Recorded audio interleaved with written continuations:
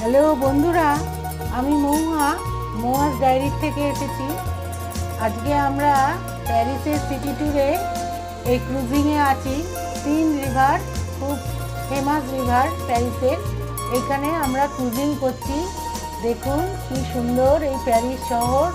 এই দেখা যাচ্ছে আরও সব অনেক ক্রুজ সব দাঁড়িয়ে আছে, যাচ্ছে।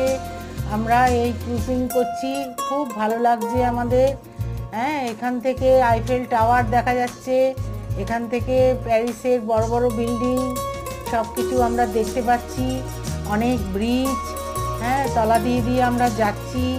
এত সুন্দর এই রকম অভিজ্ঞতা।